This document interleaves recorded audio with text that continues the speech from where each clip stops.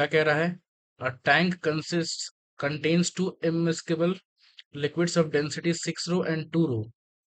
तो ये 6 रो हो गया डेफिनेटली, और ये 2 रो हो गया।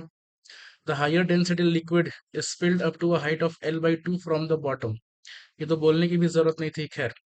A thin rod of density rho and length L is fully immersed and hinged at the bottom so that it can oscillate freely as shown in the figure। If the rod is slightly disturbed from its equilibrium, the time period of small oscillation, ठीक है, time period निकालना है। तो ठीक है, SHM का situation लगाएंगे। मान लेते हैं कि हमने इक्विलिब्रियम से इसे डिस्टर्ब कर दिया by some small angle which is theta. तो अब देखिए, इसका जो सेंटर ऑफ मास है जो कि L/2 पे है, उस पे नीचे की तरफ लग रहा है फोर्स mg। तो उसकी वजह से जो टॉर्क हो जाएगा, ये डिस्टेंस कितना हो जाएगा? L/2 sine theta.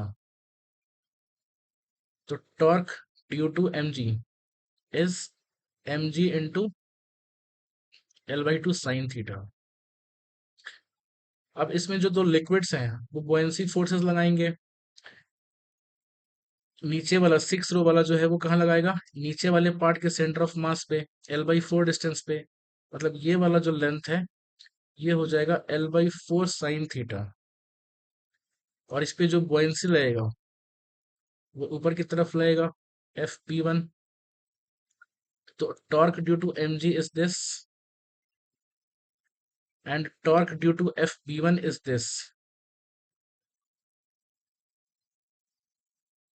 तो हम टॉर्क ड्यू टू Fb1 भी लिख सकते हैं। वो कितना हो जाएगा? Fb1 into L/4 sine theta. और जो हमारा ऊपर वाला लिक्विड है 2 रो वाला, वो कहाँ लगाएगा? ऊपर वाले के पार्ट के सेंटर ऑफ मास पे, मतलब 3L/4 पे। ये डिस्टेंस कितना हो जाएगा? 3L/4 sine theta. और ये भी लगेगा ऊपर की तरफ, Fb2 में बोल देता हूँ। और इसका भी टॉर्क जो है वो इस डायरेक्शन में है, टॉर्क ड्यू टू Fb2। और वो कितना हो जाएगा? टॉर्क ड्यू टू Fb2 वो हो जाएगा Fb2 into 3L/4 into sine theta.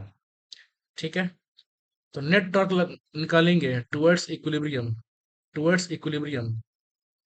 Net torque towards equilibrium. तो ये क्या आ जाएगा? Torque due to Fb1 plus torque due to Fb2 minus torque due to mg। तो इनको हम कैलकुलेट करते हैं अब यहाँ पे। mg क्या हो जाएगा? इसका मास कितना हो जाएगा?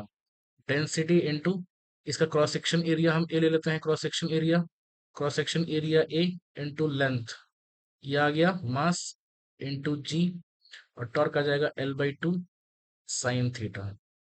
तो ये आ जा रहा है रो ए L² जी साइन थीटा अपॉन 2। तो इसको हम यहाँ पुट कर देंगे। पहले Fb1 कैलकुलेट कर लेते हैं। Fb1 कितना हो जाएगा? इसका डेंसिटी लिक्विड का जो कि है 6 रो इंटू कितना वॉल्यूम है इसके अंदर?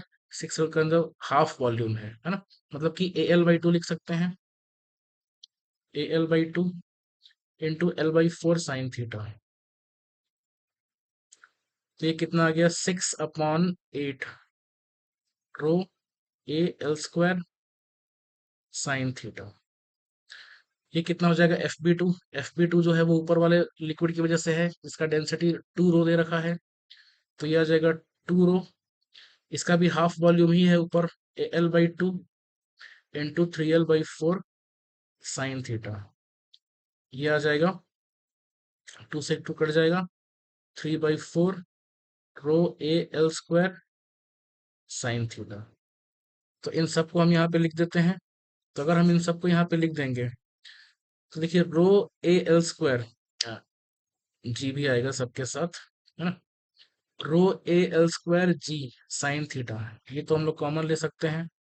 रो A L square into g, सब में से आ जाएगा, ठीक है। ब्रैकेट में rho tau F B one, तो एफ बी वन का क्या है 6/8, तो यह आ जाएगा 6/8, F plus F B two 3/4 minus 1/2 into sine theta. तो ये हमारा जो डिस्टरबेंस है वो बहुत ही छोटा है, तो मैं साइन थीटा को सिर्फ थीटा ले लेता हूँ। टॉर्क इधर क्या लिखेंगे, नेट टॉर्क इधर लिखेंगे आई इंटू अल्फा, आई इंटू अल्फा, अल्फा को थीटा डॉट लिख लेते हैं। आई कितना आ जाएगा, एक रॉड है यहाँ पे एक्सिस है उसका, तो 1/3 m r² आ जाएगा, तो 1/3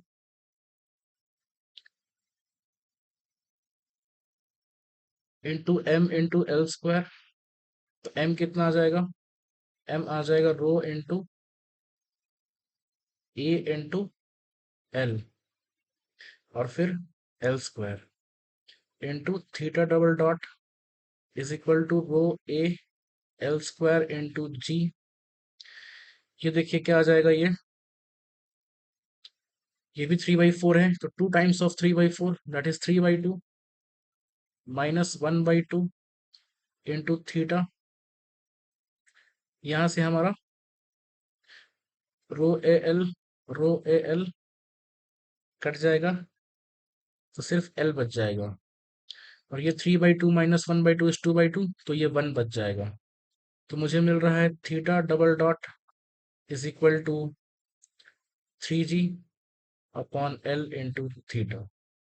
तो हमारा ओमेगा क्या हो जाएगा, √3g अपॉन एल।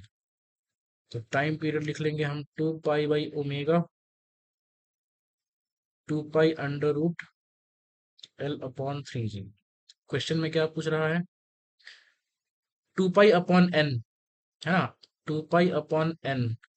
तो मैं इसे लिख सकता हूँ, अच्छा ये तो इरेशनल नंबर आ गया, इंटीजर तो नहीं बोल रखा था, √L/g, तो n का वैल्यू आ रहा है √3। ठीक है, फिलहाल तो √3 है, आंसर रखते हैं, यही आ रहा है।